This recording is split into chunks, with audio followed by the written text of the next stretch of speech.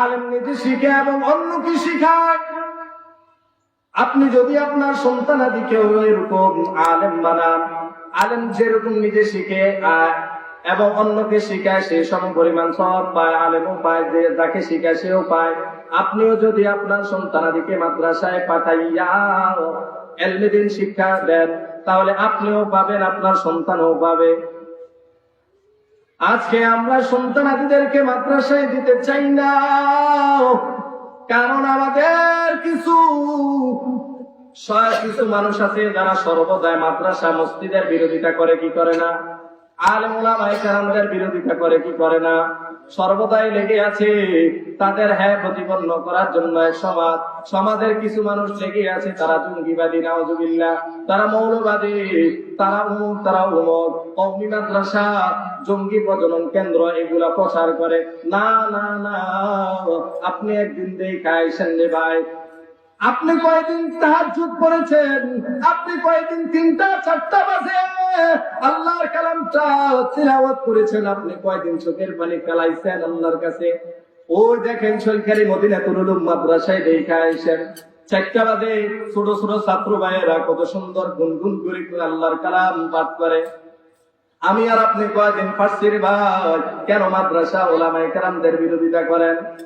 সাবধান সাবধান, এরকম বাজে মন্তব্য কোনো সময় করবেন না।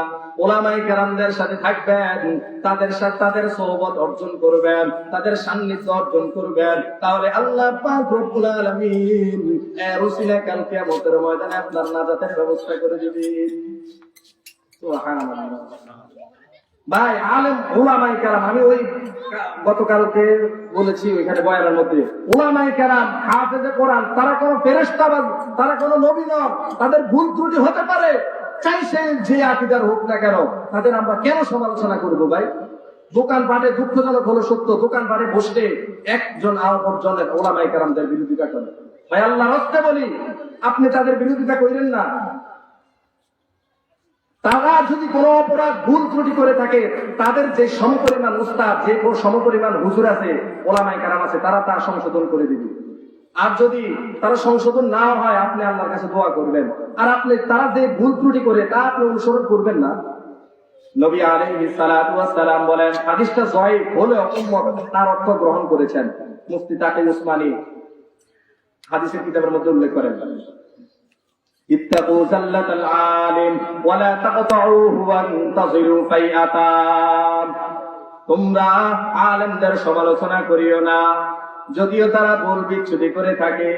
অতএব তারা যদি কোনো ভুল করিও থাকে, তোমরা তাদের থেকে ছিন্ন হয়ে তোমরা আলাদা হয়ে যেও না। আরে ভাই, তুমি হক্কানিকে আর বেহক্কানিকে তুমি বুঝো না? তুমি বাজারে গিয়ে একটা লাউ কিনবে, 10টা লোক দিয়ে গুতা দাও, এটা তো বুঝাই যা। এই কারণে ওলামায়ে কেরামদের বিরোধিতা করা যাবে না।